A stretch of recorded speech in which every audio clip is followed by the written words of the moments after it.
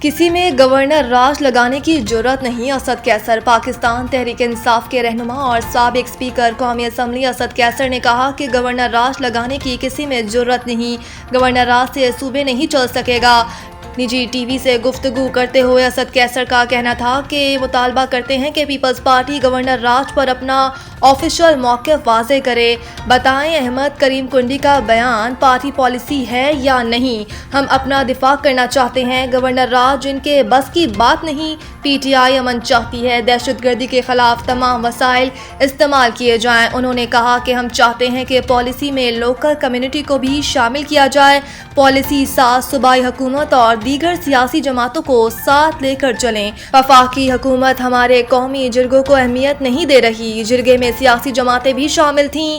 سابق اسپیکر قومی اسمبلی کا کہنا تھا کہ کیا ہمارے جلسوں میں تقاریر عطا تارڑ کی پریس کانفرنس سے زیادہ سخت تھیں؟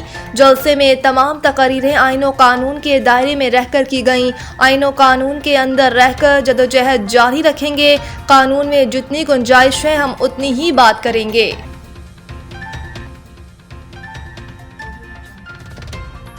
انسانی حقوق کا تحفظ اور فروغ مسلم لیگ نون کا ویژن ہے۔ مریم نواز انسانی حقوق کے عالمی دن پر اپنے پیغام میں وزیر اعلیٰ مریم نواز شریف کا کہنا تھا کہ انسانی حقوق کا پہلا جامع چارٹر خطبہ حجت الوداع ہے۔ دین اسلام انسانی حقوق کا سب سے بڑا داعی ہے۔ حضرت محمد صلی اللہ علیہ وآلہ وسلم نے انسانی حقوق کا مثال کو ہمیشہ قائم رکھا ہے، چارٹر دے کر انسانیت پر احسان کیا۔ پیغمبر اسلام حضرت محمد صلی اللہ علیہ وآلہ وسلم نے پوری انسانیت کے لیے انسانی حقوق کا ابدی اور لفانی پیغام دیا ہے۔ انہوں نے کہا کہ 10 دسمبر انسانی حقوق کے بارے میں شعور اور آگاہی بیدار کرنے کا دن ہے۔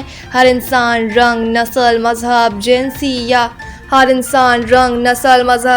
یا حیثیت سے بالا تر انسانی حقوق رکھتا ہے۔ انسانی حقوق کا احترام معاشرے کی ترقی خوشحالی کا سنگ بنیاد ہے۔ ان کا کہنا تھا کہ انسانی حقوق کا تحفظ اور فروغ مسلم لیگ نون کا ویژن اور اولین ترجیح ہے۔ تعلیم، صحت، مذہبی آزادی، اظہار رائے اور بنیادی ضروریات تک رسائی یقینی بنا رہی ہیں۔ حکومت پنجاب انسانی حقوق کی پاسداری کے لیے سرگرم عمل ہے، ایسے معاشرے کی تشکیل چاہتے ہیں جہاں ہر شہری کو مساوی مواقع، انصاف اور عزت حاصل ہو۔ مریم نواز شریف نے کہا کہ انسانی حقوق کے تحفظ کے لیے معاشرے میں محبت، احترام اور رواداری کو فروغ ضروری ہے۔ بنیادی انسانی حقوق کی فراہمی مہذب معاشروں کی پہچان ہے۔ شہریوں کے بنیادی انسانی حقوق کا تحفظ ریاست کی اولین ترجیح ہے۔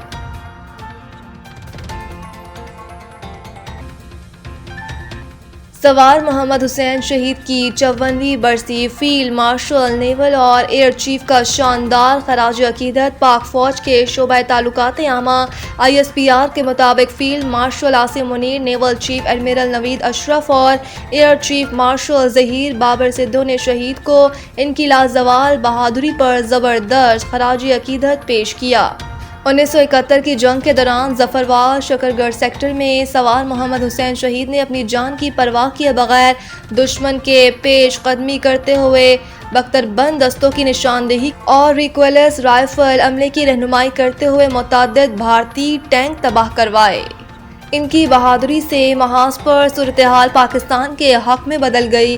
اسی دوران دشمن کی فائرنگ سے وہ جام شہادت نوش کر گئے اور تاریخ میں وطن عزیز پر جان قربان کرنے والوں کی صف میں ہمیشہ کے لیے امر ہو گئے۔ ترجمان پاک فوج کے مطابق سوار محمد حسین شہید کی قربانی اس عزم کی روشن علامت ہے کہ مادر وطن کی خود مختاری اور سلامتی کے لیے ہر قیمت چکائی جائے گی۔ ان کی جرات، بہادری اور فرض شناسی آج بھی پاک فوج کے جوانوں کے حوصلے بلند کرتی ہے۔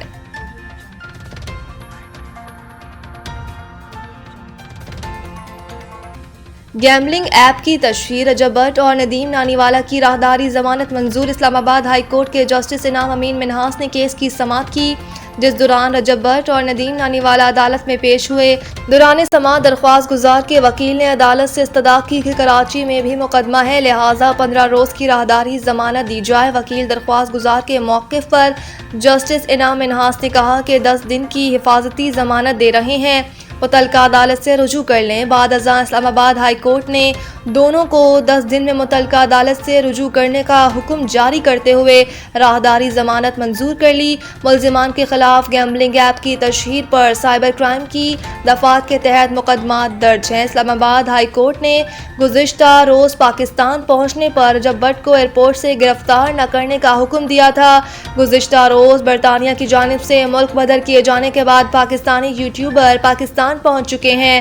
رجب بٹ کو ویزا منسوخی کی بنا پر برطانیہ سے ملک بدر کیا گیا ہے۔ ملک کے چاروں دارالحکومتوں کی فضا میں آلودگی بڑھ گئی۔ لاہور سر فہرست ملک کے چاروں دارالحکومتوں کی فضا میں آلودگی بڑھ گئی ہے۔ عالمی ماحولیاتی ویب سائٹ کے مطابق دنیا کے بڑے آلودہ شہروں میں 253 پارٹیکولیٹ میٹر کے ساتھ لاہور سر فہرست ہے۔ اس کے علاوہ کوئٹہ میں 248، پشاور میں 243 اور کراچی میں پارٹیکولیٹ میٹر کی تعداد 236 رہی۔ پنجاب اور KPK کے مختلف حصوں میں دھند کی شدت ہے اور حد نگاہ متاثر ہونے پر موٹر وے M1 پشاور سے برہان اور M5 ظاہر پیر سے شیرا شاہ تک بند ہے۔ پاکستان ویمنز فٹ بال ٹیم پہلی بار فیفا سیریز میں شامل۔ لاہور پاکستان ویمنز فٹ بال ٹیم کو پہلی بار فیفا سیریز میں شامل کر لیا گیا۔ پاکستان فٹ بال فیڈریشن PFF کے مطابق فیفا نے پاکستان ویمنز فٹ بال ٹیم کو فیفا سیریز میں شامل کرنے کی منظوری دے دی ہے۔ PFF کے مطابق فیفا سیریز میں شمولیت پاکستان میں ویمنز فٹ بال کی بڑھتی ہوئی ترقی کا اعتراف ہے۔ پاکستان ویمنز نیشنل ٹیم کے لیے یہ نئے دور کا آغاز ہے جس سے کھلاڑیوں کو انٹرنیشنل سطح کے مقابلے کھیلنے کو ملیں گے۔ واضح رہے کہ فیفا سیریز 2026 مارچ اور اپریل میں کھیلی جائے گی، جبکہ فیفا ویمن سیریز کا آغاز برازیل، آئیوری کوسٹ اور تھائی لینڈ میں ہوگا۔ مزید برائے خواتین فیفا سیریز کے تمام گروپس کا اعلان 2026 کے اوائل میں متوقع ہے۔